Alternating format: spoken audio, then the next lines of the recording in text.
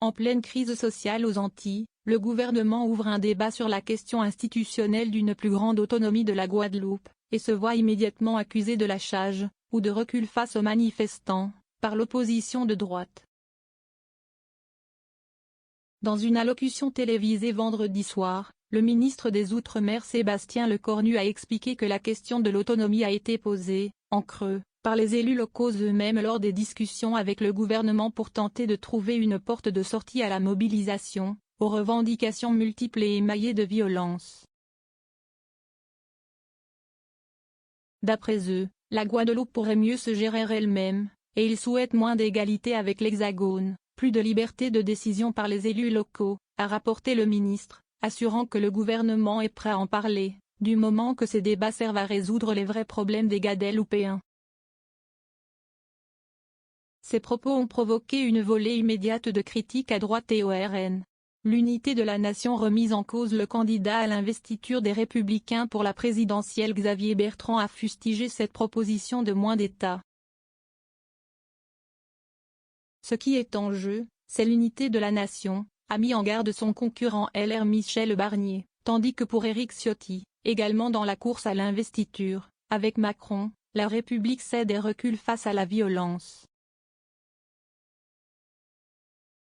La candidate du RN Marine Le Pen a, elle, accusé le gouvernement d'être prêt à lâcher la Guadeloupe pour essayer d'acheter les indépendantistes radicaux.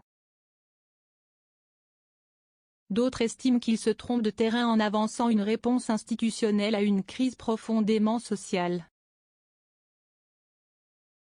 Cela crée de la confusion et ne règle pas les problèmes sociaux, a ainsi estimé Yves Gégaud, Agir, ex-secrétaire d'État à l'Outre-mer, sur LCI ce samedi, exhortant plutôt à un New Deal économique aux Antilles.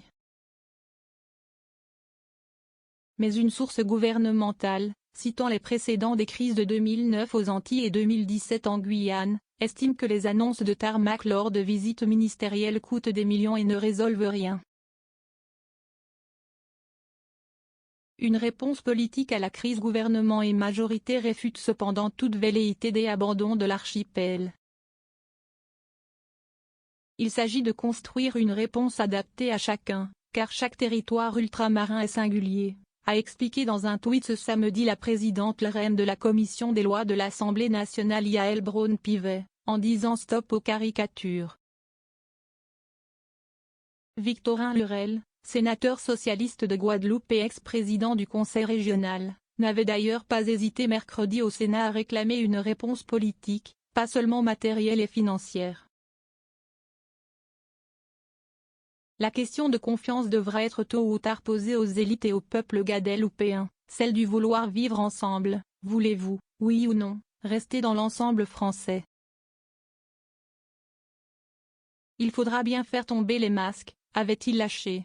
Un cas différent de la Martinique. Les propos de Sébastien Lecornu posent la question du degré d'autonomie. Il a bien pris soin de ne citer que la Guadeloupe, à la fois département et région d'outre-mer, deux institutions qui se superposent, ce qui peut complexifier les relations avec Paris, et non la Martinique, collectivité territoriale unique depuis le 1er janvier 2016. Selon la source gouvernementale, le gouvernement a en tête le statut de la Polynésie française, à la large autonomie conformément à l'article 74 de la Constitution, notamment en matière de gestion sanitaire, protection sociale et développement économique, le tout en s'appuyant sur un financement local. L'exemple de la Polynésie. La Polynésie dispose d'une assemblée, elle vote des lois et élit un président qui compose son gouvernement. Si les missions de l'État y sont limitées aux champs régaliens, défense, sécurité, justice, monnaie, un tel modèle n'empêche pas que celui-ci reste solidaire, souligne la source gouvernementale, notamment en cas de crise.